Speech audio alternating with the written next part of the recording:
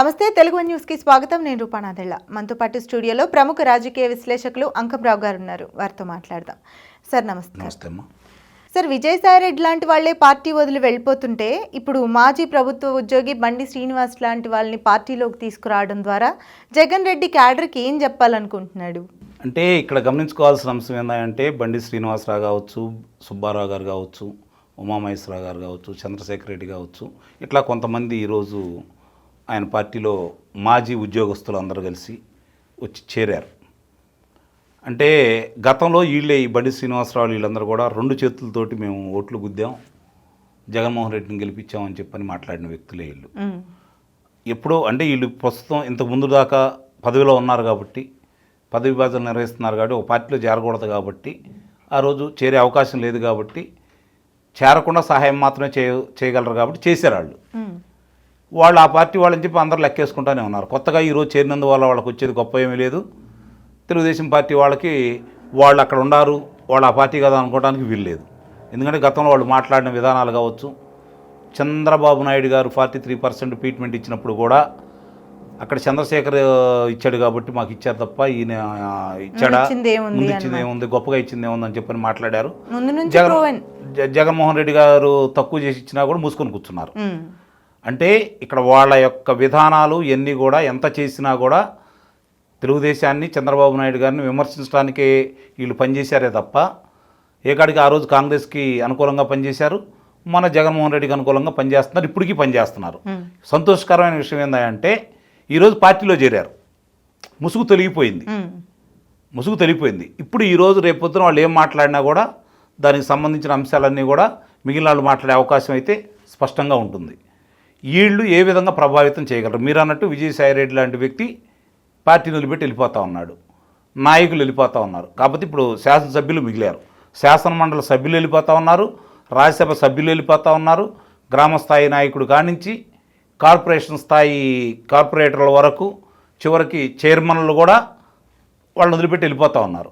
ఇప్పుడు దాన్ని ఏదో వీళ్ళందరూ వచ్చారు, పార్టీ మళ్ళీ బలోపేతం అవుతుంది, 2029లో నేను అధికారంలో రాబోతున్నాను అని చెప్పుకునే విధంగా ఉండటం కోసం వీళ్ళ చేరికలు. ఎప్పుడో వీళ్ళు చేరినట్టే లెక్క, ప్రత్యేకంగా ఈరోజు చేరిన దాన్ని బట్టి ఆ విధంగా క్యాడర్కి సందేశం ఇవ్వాలనుకుంటున్నాడు.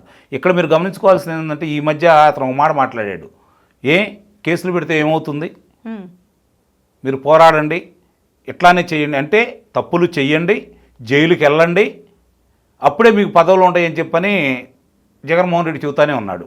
అంటే ఒక రకమైనటువంటి అశాంతిని రాష్ట్రాన్ని అల్లకల్లోలం చేయాలని, కొట్లాడుకుంటూ ఉండాలని, మత కల్లోలాలు రేగొట్టాలని చెప్పని విశ్వ ప్రయత్నం అంటూ చేస్తున్నాడు. ఇంకా ఇదే ధోరణి. అందుకంటే ఏముంటుంది అతనికి? ప్రజలకు మంచి చేయాలనో, ప్రజలు మనకు అధికారం ఇచ్చారు కదా, వాళ్ళకి న్యాయం చేయాలన్న ఆలోచన అయితే లేదు కదా. ఇప్పటికీ అతని భ్రమలో వాళ్ళు ఏం చెబుతున్నారు, బటన్ నొక్కి 2,67,00,000 రూపాయలు, లక్షల కోట్లు మేము జనానికి పంచామని చెప్పుకుంటున్నారే తప్ప 200 కోట్ల రూపాయలు పెట్టి శాశ్వతంగా ఒక 100 మందికి ఉద్యోగాలు వచ్చే విధంగా ఏదన్నా కట్టడాలు కానీ పరిశ్రమ కానీ తీసుకొచ్చారని చెప్పంటే ఎక్కడా కనపట్ల. అయినా సరే ఇంకా ఇదే భ్రమలో ఉన్నారు, మేము వస్తే అది చేస్తాం, వాళ్ళు ఈ ప్రభుత్వం చేయలేకపోతే.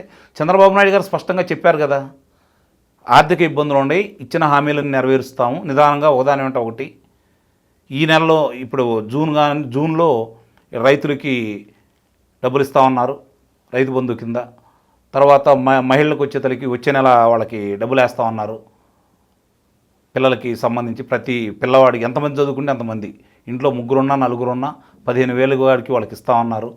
అది వాళ్ళ చేతికి ఇవ్వకుండా పాఠశాలలు అయితే పాఠశాలలు, కళాశాలలు అయితే కళాశాలలు, వాటికి డైరెక్ట్గా వాళ్ళ అకౌంట్లో ఇచ్చే విధంగానే చేస్తూ ఉన్నారు. అంటే మధ్యలో మిస్లీడ్ కాకుండా, వీళ్ళు వాడుకొని వాళ్ళ కట్టలేని పరిస్థితులు రానియకుండా, తల్లిదండ్రులు ఇబ్బంది పడకుండా, పిల్లల భవిష్యత్తును నాశనం చేయకుండా ఇవన్నీ ముందు చూపులో ఉంటాడు కాబట్టి చంద్రబాబు నాయుడు గారు ఆ విధంగా ముందుకెళ్తా ఉన్నారు. ఇవి చూసి తట్టుకోలేకపోతా ఉన్నారు. ఇప్పుడు ఇదే ఉద్యోగస్తులు ఈరోజు గుండె మీద చేసుకొని ఆ పార్టీ, ఎందుకంటే వాళ్ళకి ఎటు లేదులే, మానవత్వం ఉంటే అట్లా ఎందుకు మాట్లాడతారు? మొట్టమొదటి కూడా చూసుకుంటా ఉన్నారు కదా, కాంగ్రెస్ ప్రభుత్వం ఎలా చేస్తుంది, తెలుగుదేశం ప్రభుత్వం ఎలా చేస్తుంది, అప్పుడు రామారావు గారు ఎలా చేశారు, తర్వాత చంద్రబాబు నాయుడు గారు ఎలా చేశారని వీళ్ళందరూ తెలియని అయితే కాదు కదా. వీళ్ళకి ఏందంటే వీళ్ళకి లబ్ధి చేకూరుతుంది వాళ్ళ ద్వారా, తద్వారా ఆ పార్టీకి మేలు చేయాలని చెప్పి ఆలోచించుకునే వ్యక్తులే తప్ప రాష్ట్ర హితం కావచ్చు, లేకపోతే ప్రజల మేలు కావచ్చు, వీళ్ళైతే ఎట్టి పరిస్థితుల్లో ఆలోచించే వ్యక్తులు కాదు. కాబట్టి ఇలాంటి వాళ్ళు ఎంతమంది చేరినా కూడా వచ్చిన నష్టం అయితే లేదు ఆంధ్ర రాష్ట్రానికి. ఒకటి గమనించుకోవాల్సిన అంశం ఏంటంటే ఆంధ్ర రాష్ట్ర ప్రజలు 2019 వరకు జగన్మోహన్ రెడ్డి ఏంటి అనేది తెలియదు. 2019 అధికారంలోకి వచ్చిన తర్వాత జగన్మోహన్ రెడ్డి ఏంటి అనేది స్పష్టంగా వాళ్ళకి అర్థమైపోయింది. 5 సంవత్సరాలు వాళ్ళు ఎప్పుడు ఎన్నికలు వస్తాయని చెప్పి ఎదురు చూశారు. నాకు తెలిసినంత వరకు భారతదేశ చరిత్రలో ఒక రాష్ట్రంలో ఎన్నికలు రావాలని చెప్పి ప్రజలు కోరుకున్నది మాత్రం నిస్సందేహంగా జగన్ రెడ్డి పరిపాలన గురించి. ఎప్పుడు వస్తుందా అతని మీద ఎలా ప్రతీకారం తీర్చుకోవాలని చెప్పి వాళ్ళు ఆలోచించారు. ఈరోజు రాష్ట్ర రాజకీయంలో వైఎస్ఆర్సీపీ పార్టీ కావచ్చు, జగన్మోహన్ రెడ్డి గారు మళ్ళీ రాజకీయం చేసే అవకాశం లేకుండా ప్రజలు 164 స్థానాలు ఈ కూటమికి అప్పచెప్పారు. ఇప్పుడు ఈ కూటమి చేయాల్సింది ఏంటంటే వాళ్ళు చేసిన తప్పులన్నీ సాక్ష్యాధారాలతో నిరూపించి వాళ్ళందరినీ కారాగార వాసంలో పెట్టాలి. ఇప్పుడు ఒక్కోటి జరుగుతూ ఉంది. ఇవన్నీ జరిగిన దాంట్లో ఇప్పుడు ఈ ఉద్యోగస్తులు ఎంతమంది ఉన్నారు సహకరించిన వాళ్ళు, ఆ విషయాలు కూడా బయటకు వస్తున్నాయి. కాబట్టి నిస్సందేహంగా కూడా రాష్ట్రానికి మేలే జరిగిద్దని అయితే నేను భావిస్తున్నాను. జరుగుతున్న అంశాలు కొంచెం ఆలస్యమైనా కూడా జరిగే కార్యక్రమాలు అదుపులో తీసుకున్న వ్యక్తుల్ని కనుక చూసుకుంటూ ఉంటే చాలా కుంభకోణాలకు సంబంధించి అన్ని విషయాలు బయటకు వస్తున్నాయి.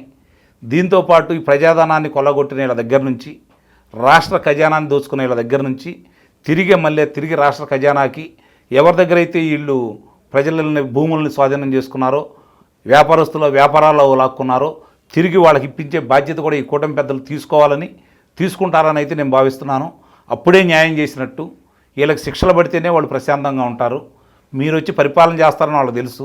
14 సంవత్సరాల్లో చంద్రబాబు నాయుడు గారు ముఖ్యమంత్రిగా ఆయన పనితీరేంటో వాళ్ళకి తెలుసు. కాబట్టి కొత్తగా అంతకంటే గొప్పగా చేయాలని వాళ్ళైతే ఏం కోరుకోవట్లేదు. నిస్సందేహంగా గొప్పగా చేస్తాడని వాళ్ళకి తెలుసు. కాబట్టి వీళ్ళకు కూడా శిక్షలు వెయ్యాలి, వాళ్ళని ప్రజాక్షేత్రంలో తిరగనివ్వద్దు, రాజకీయాల్లో ఇలా ఉండకూడదని చెప్పిన ప్రజల ముక్తఖండంతో మీకు అధికారం ఇచ్చారు. కాబట్టి ఆ విధంగానే ముందుకు వెళ్ళాలని భావిస్తున్నాను. Right sir, thank you.